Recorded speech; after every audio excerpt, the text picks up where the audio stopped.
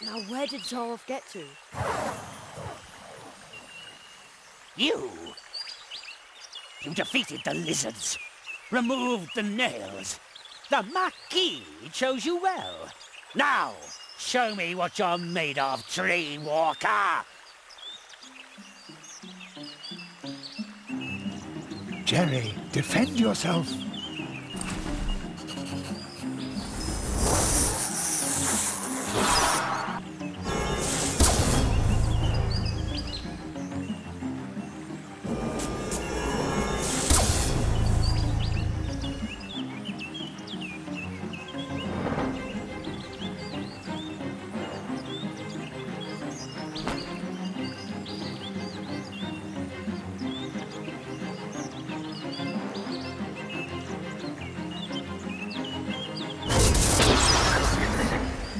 Excellent. You repelled his spell with the nail and rendered it harmless. Zaroff lost one of his spells.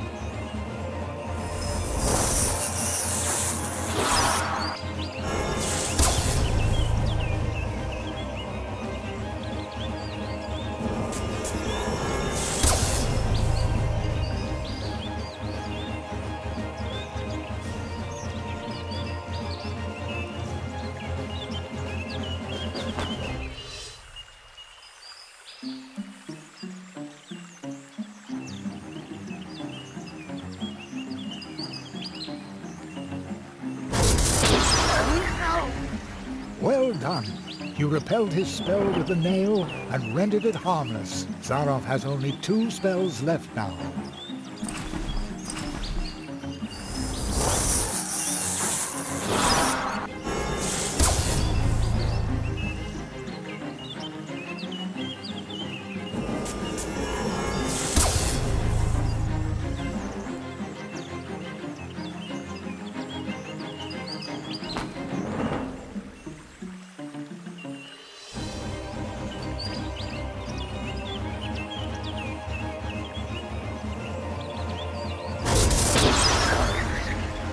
Excellent.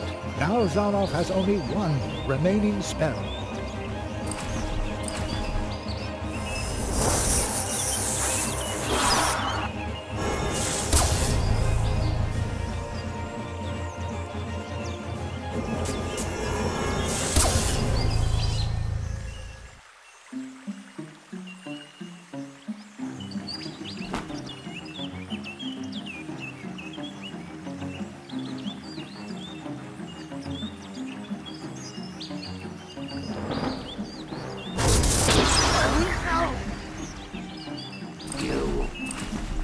You took everything I had. For this I shall...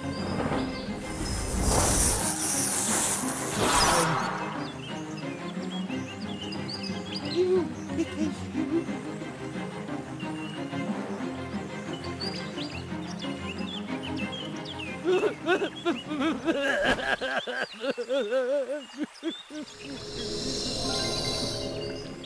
You did it, Jerry. Zaroff used his magic against you and lost. I didn't mean to do it. Not like this. Marquis, are you... He's still too weak. He cannot answer you.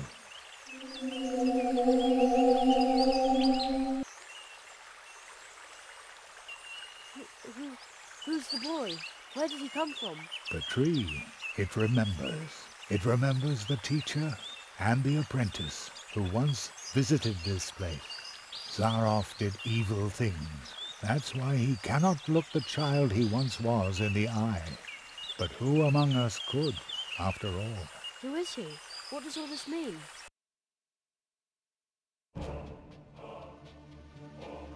The great Zaroff. One of the greatest illusionists of his time. You may have heard of him. Not many remember him now. In reality, he wasn't just an illusionist. He was one of us, a magician. Zaroff was the last apprentice of the Marquis de Hoto. When the rabbit trained him, he was just a boy, not much older than you. When his training was finished, young Zaroff and his teacher visited the clearing of the first tree. and they left some traces behind. The tree would remember them. Soon, the Marquis and Zaroff became living legends as they hurried from one world to the next, from portal to portal, and helped wherever help was needed.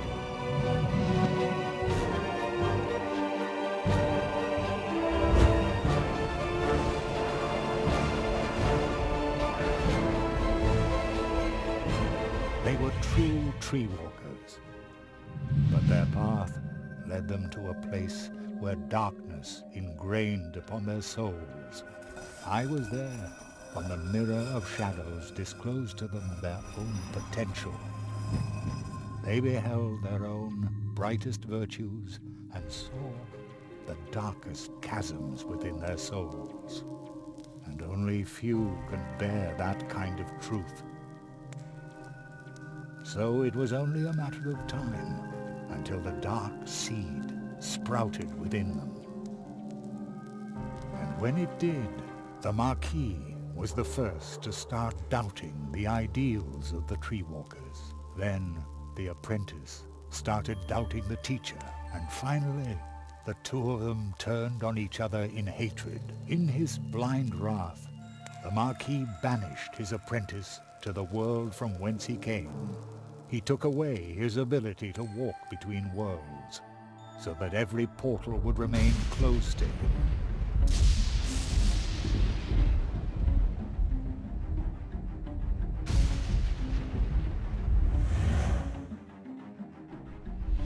Zaroff became a prisoner in his own world.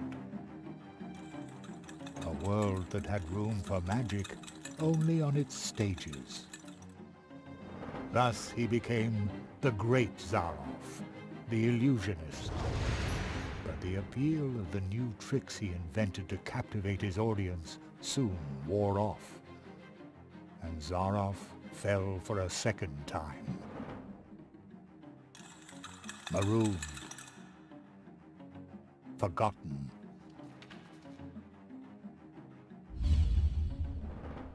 In his despair, he began to rattle the doors of his reality. He turned to alchemy, forbidden experiments, to open up the portal worlds once again. And with every failed experiment grew the hatred for his teacher and for his audience that no longer cared for him. And when Zaroff was finally driven by nothing other than fury and revenge, something answered to his rattling and knocking. Consortium Squamata, the lizards.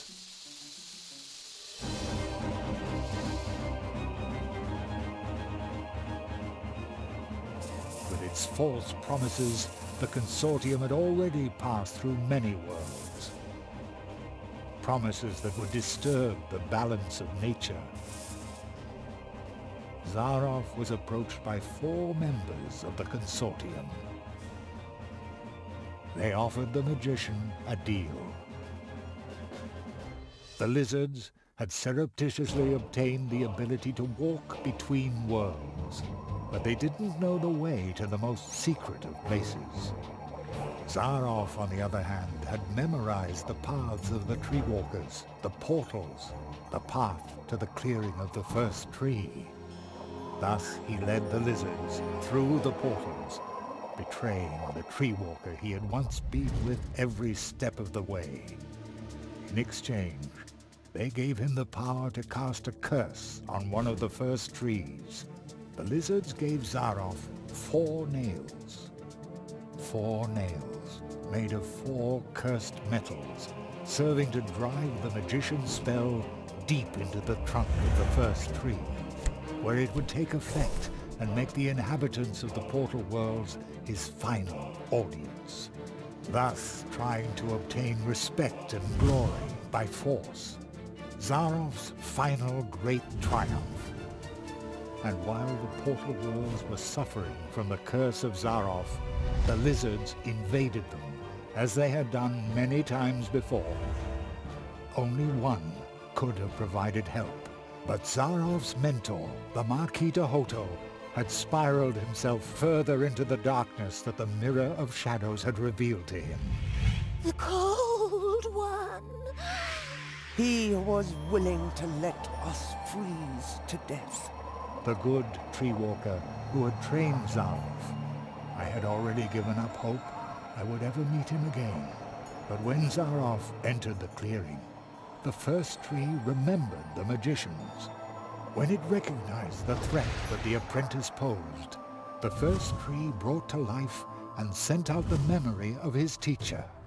So, the memory of the Marquis de Hoto, shaped long before his own corruption set in, left the clearing of the first tree, and promptly forgot that it was nothing but a memory. And once again, he was a true tree walker.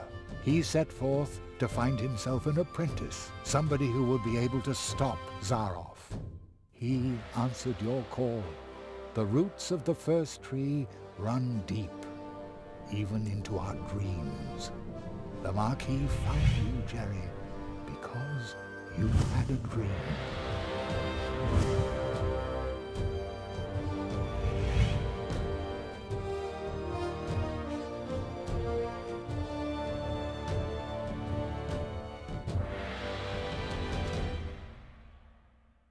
What will happen to Zaroff now? This place might be his only salvation. He will remain in the shadow of the first tree. The Marquis, the first tree, they were right. You went beyond yourself. That's how you finally got to this place and faced down Zaroff. The Marquis made you a true tree walker, but you were forced to pay a high price. When the Marquis went from idea to reality by entering your world, something else had to go. Your father, as though through a revolving door, the Marquis came to life, and your father was lost in the rift between worlds and forgotten. But do not worry.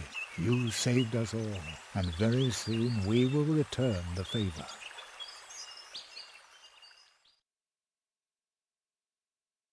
An acquaintance of mine once said, "Only those who get on the way can find their way." And so it came to pass that Jerry had to leave his mentor behind in the clearing of the first tree.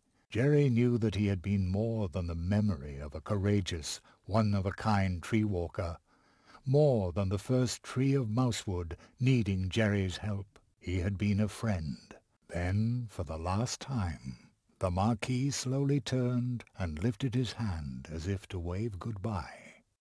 I will never forget you, said Jeremiah Hazelnut.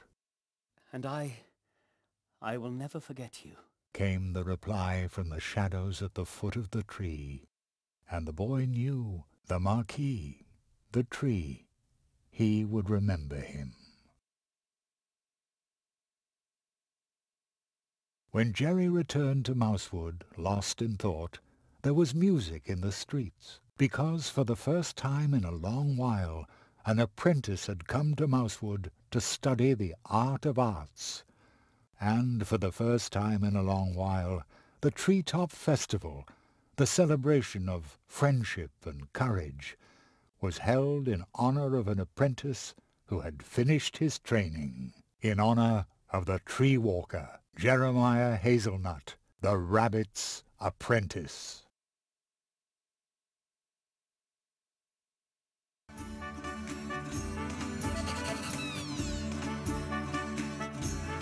Isn't this a grand table?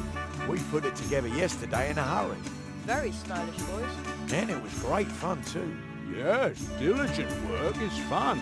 You again? Not on duty then?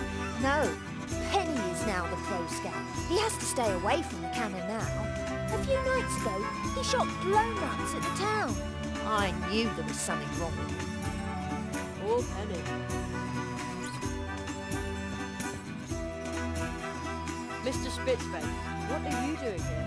Well, I heard that in your honor they were holding the Treetop Festival earlier this year. So, naturally, I turned right around and came back. You must tell me all about your adventures. And you tell me about yours. Oh, you'll come and see me soon. I brought some lovely kelp tea from the coast. They are holding the Treetop Festival unusually early this year, but sometimes it's a really good thing to revive old traditions. This is the most fun I've had in ages. Glad to hear it. This is a great party. Almost makes you forget all your troubles.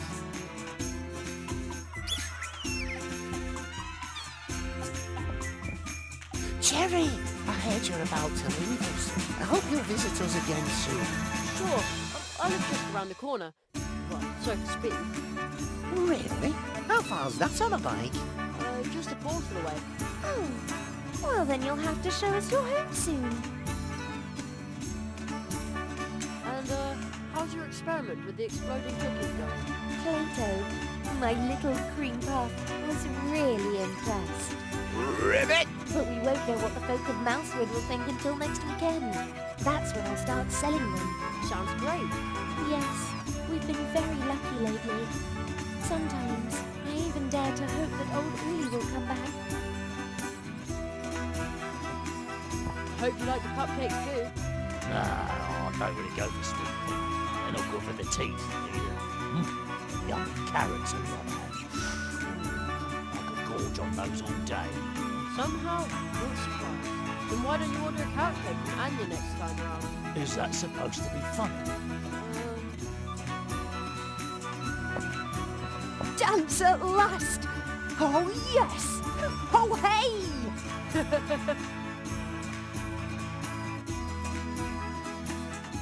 Have you seen my son by any chance?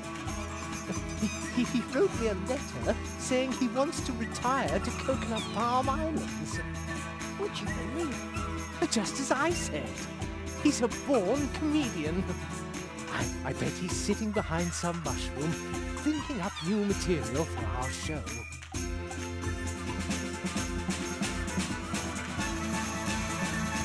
I wish I could dance like that, but I look snazzier. Hey, youngster, remember, just because your apprenticeship is finished, that doesn't mean you're a master now. You whippersnapper. Age and experience form the stablest foundation there is. Don't you forget that. And now let's celebrate. Here's to you. Here's our tree walker now. I hope I can interview you soon. Then you can let us in on how you tamed the lizards, chased off the crows, and defeated the evil magician. Okay, but No false modesty, please. You've got a good face for the radio. Here they all go again, drinking our juice. Typical. Bah! They have good taste. Whatever would they do without us wood dwarfs, eh? Hey, is it true that you saw the fox? yes, and I befriended it. How cool is that? Much cooler than my stupid violin.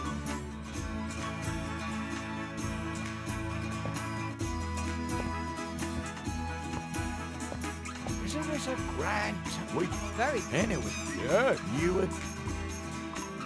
I love the Treetop Festival. I come here every year.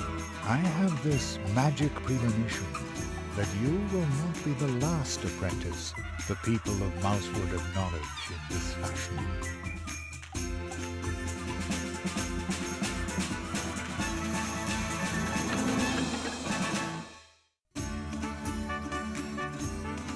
Greetings, Jeremiah. The portals have recovered. You can go home now, Jerry. Are you ready? Yes, I'm ready. And I'm going to come with you.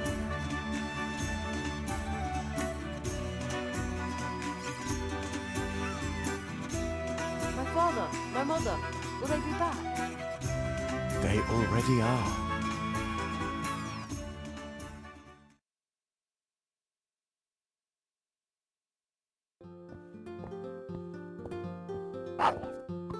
Terry, we've been waiting for you for an hour. I've had to stop your dad from eating the entire blackberry pie himself. I was hungry. I feel like I've been on my legs forever. Me too.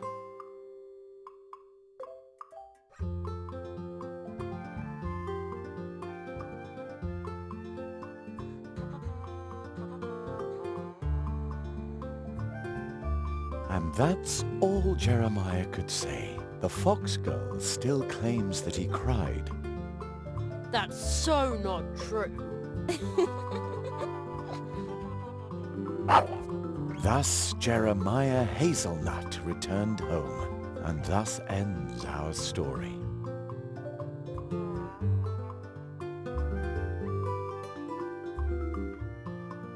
But with every ending, other stories begin. They are like waves in the ocean, always in motion, spilling over and intertwining. Some stories tell of huge problems we create for others that can barely be solved, even with courage, especially when you're nothing but a tiny mouse. But perhaps someone is going to step up.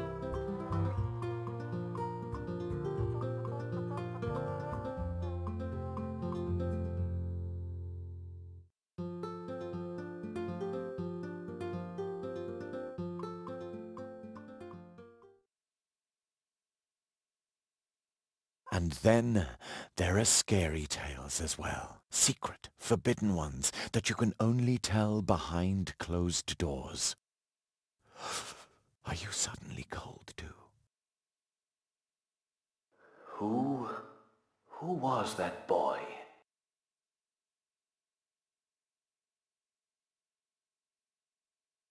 My friend's apprentice.